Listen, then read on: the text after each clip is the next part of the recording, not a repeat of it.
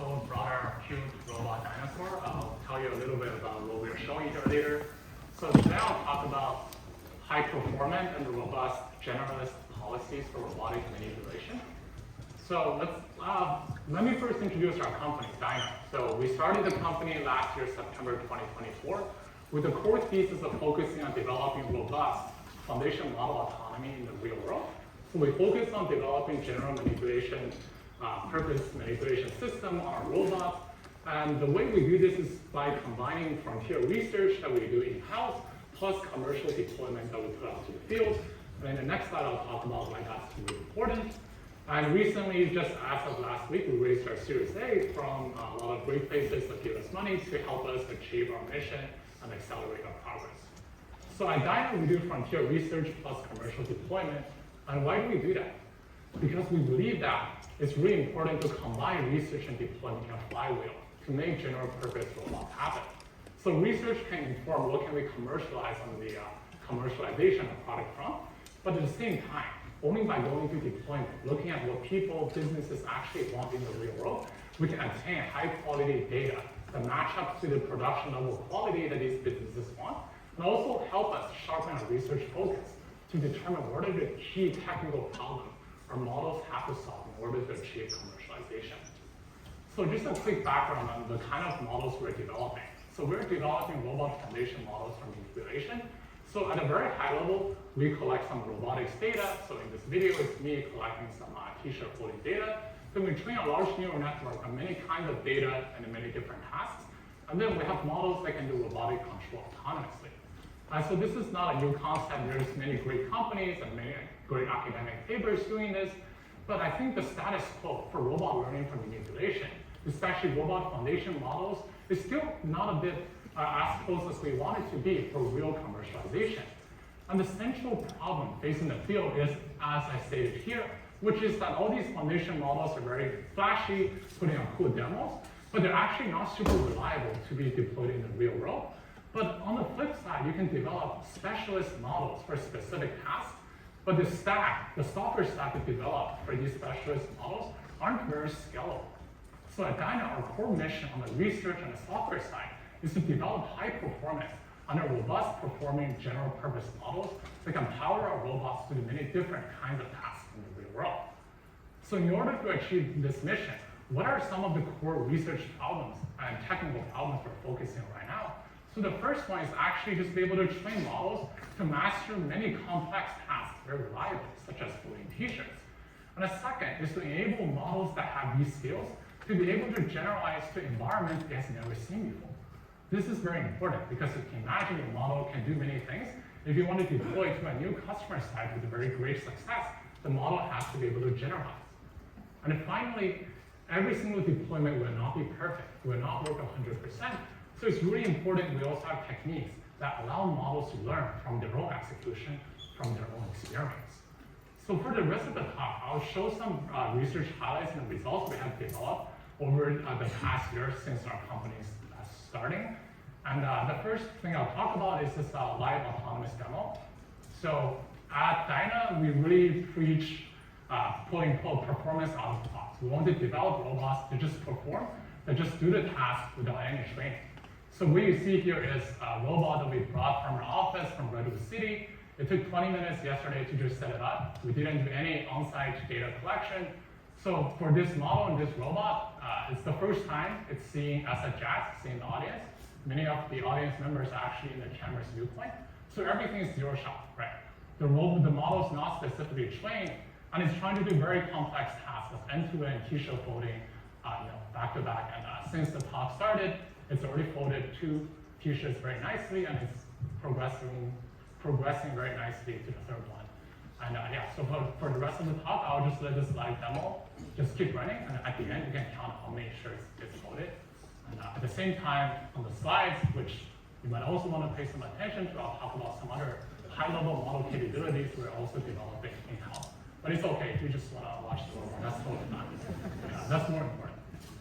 All right. So performance out of the box. What are some other things we're developing? So recall that we're not just trying to solve laundry folding. We're also in the lab developing capabilities for many different tasks. So the first one is we're teaching a robot to use tools very reliably. So here's a robot that can use a real knife and a chopper to just continuously chop celery nonstop. So here's the first celery chop, and as the video progresses, it's just gonna keep going, grab the next one and go. And for all of the capabilities we instill in our model, we want it to be really highly reliable and very fast. So it's just gonna keep going. But in addition to making model being able to use tool, another thing we really care about is getting the model to be able to do very precise tasks. So here's a more magic trick kind of task. We're also teaching the same model, right? So this is cup stacking, and the cup stacking is actually very hard if you have tried it yourself, because all the cups need to be precisely placed in relation to each other. And if the robot gripper isn't grasping the cup just with enough force, you might accidentally grasp many cups from the stack, and then that would destroy all the progress. But what you see here is the model being able to reliably do the very precise task over and over and over, just to show the high performance generality we're trying to get our model to do. And at the same time, we also have trying to get the model to not just do some repetitive tasks like the first two, but really long horizon sequence of many different subtasks combined. So here's the placemat preparation task where we are teaching the model to, here's flatten napkin and fold it nicely, and then we would try to place the napkin on placemat. And I'll just let you watch the video to get what's really going on here. And finally, also something like making and serving breakfast. So all of these share the same architecture. They're all trained from the same model. We have figured out many effective recipes for putting all these skills into the same model.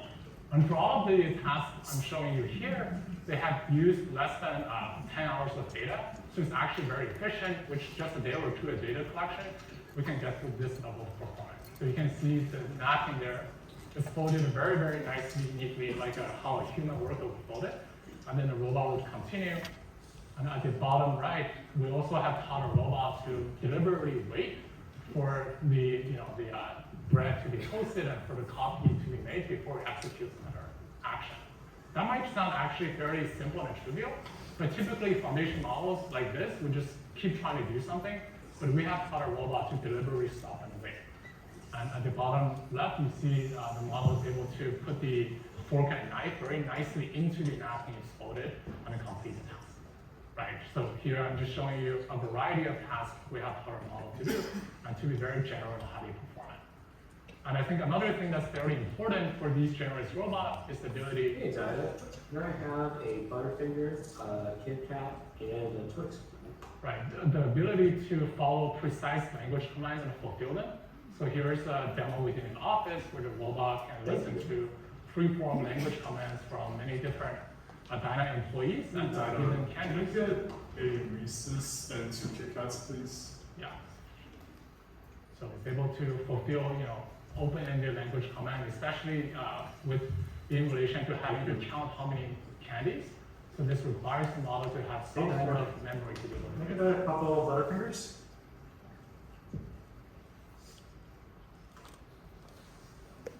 And can you add 2 Kit Kat for me too?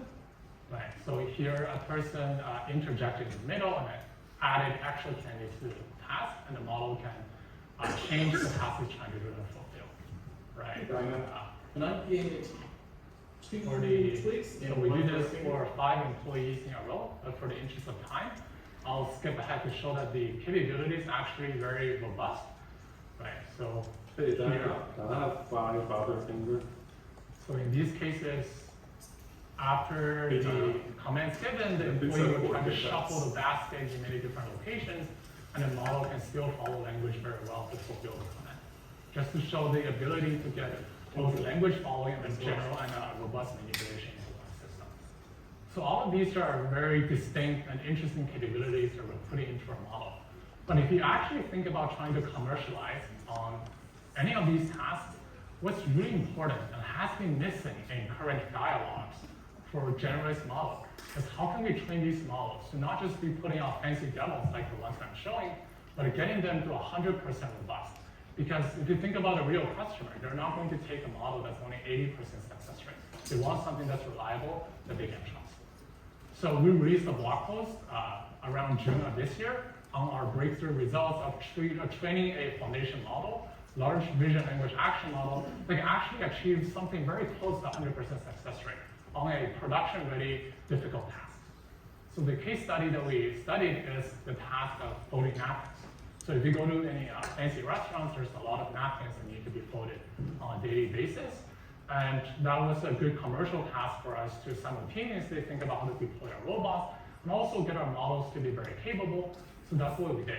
Under the Dyna one, we shipped a foundation model that's able to fold more than 850 napkins in a 24-hour non-stop, non-cut continuous run with 99.4 success rate.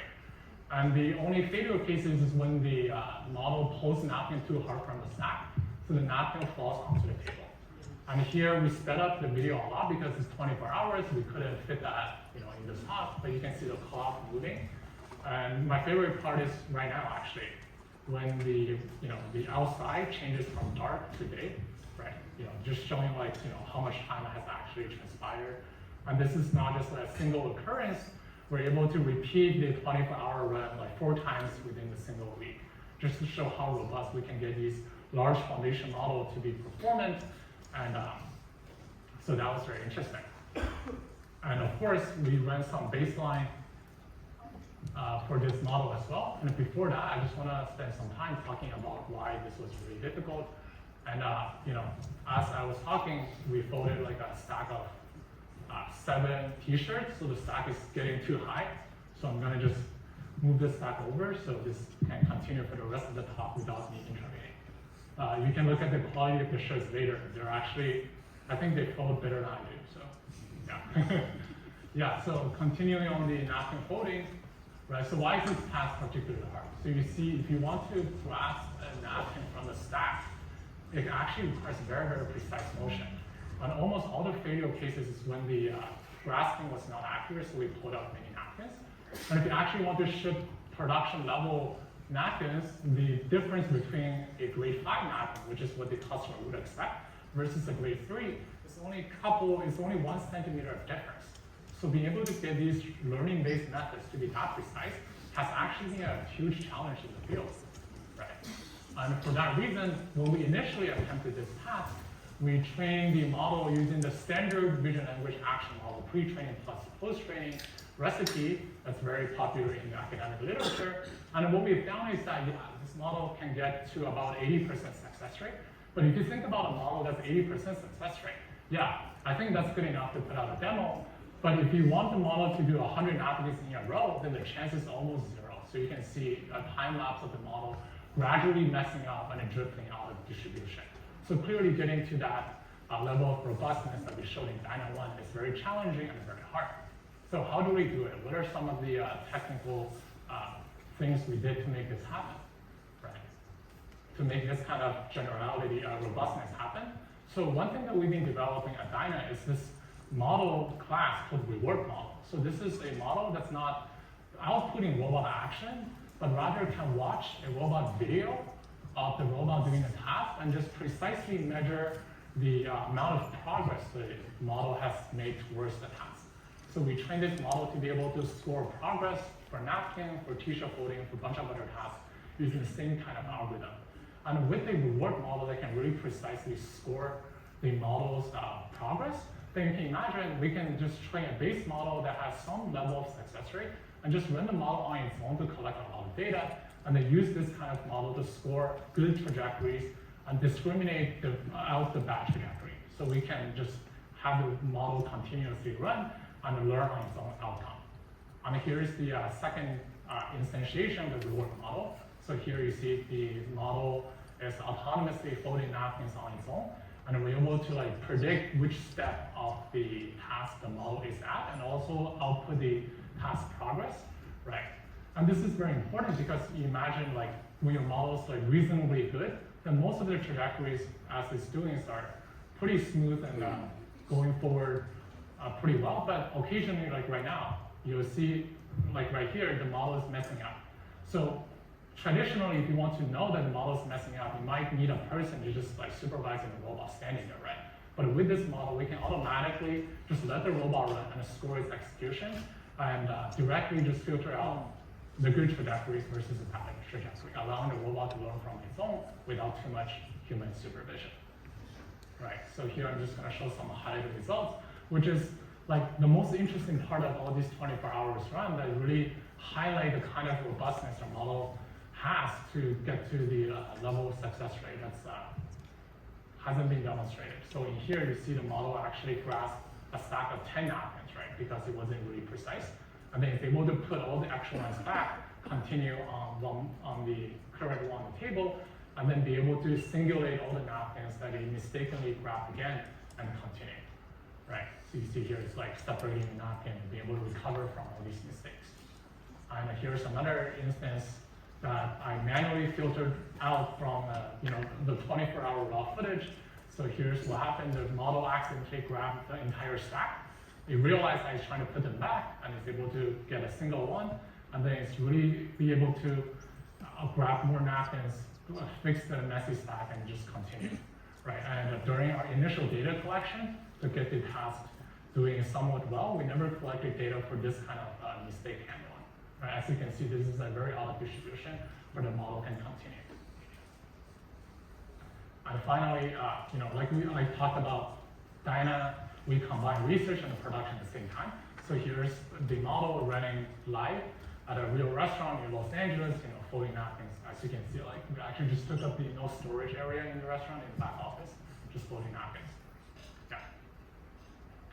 So this is some of the technical highlights we had over the past year of building the company. What are some of the open challenges that's remaining? I think there are a couple. First of all is model evaluation. Right now, we evaluate all of our models by running live on a real station, like right now. Like this is a valid evaluation run, right? But once you have models that's really good, like for instance, we have a model that's 99.5% success rate, another one that's like 99%. In order to get statistically significant difference in the results, we actually have to run hundreds of trials in the real world. So how can we discriminate good model versus a better one without running online eval? That's actually a very thorny question that we're trying to answer today. And the second thing is that, our results, we got all of our results by collecting our own data where we ensure very high quality. But there's a lot of low quality data that you can find on the internet, such as human videos, egocentric videos of humans doing things that may or may not help the robot. So how can we combine this more abundant source of data that's more low quality with all the high quality data we have to get the model to be able to jumpstart on a new task even faster? And finally, when we are at deployments, like, of course, we don't want a Dyna employee there to babysit the robot, especially as we scale. So how can we enable few shot improvement? Meaning that just by collecting a little amount of trajectories at the real customer site, we can get the model to work very well. So these are some of the very interesting challenges we're trying to solve at Dyna right now. And finally, so we raised our recent round of funding, announced last week. We're actively growing and hiring. We're hiring across research, software, hardware, also business operation roles. So if this sounds interesting to you, you can apply online, or you can also find me after the talk. I'm happy to chat. And we work very hard at Dyna, but we also try to have a lot of fun. So here's, we taught the same model that I was showing you how to play mini golf. Right, so that's one for employees. And here is our robot doing the mini golf. Yeah, our robot's kind of competitive. So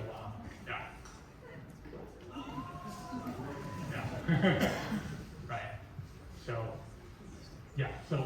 as we are growing our company, we're also very interested in doing more community events. So this week we actually have a happy hour in NASDAQ. So if you're interested, scan this QR code as well, and we're happy to see you and talk to you more there. So so that concludes my short presentation. Thank you for listening. Thank you.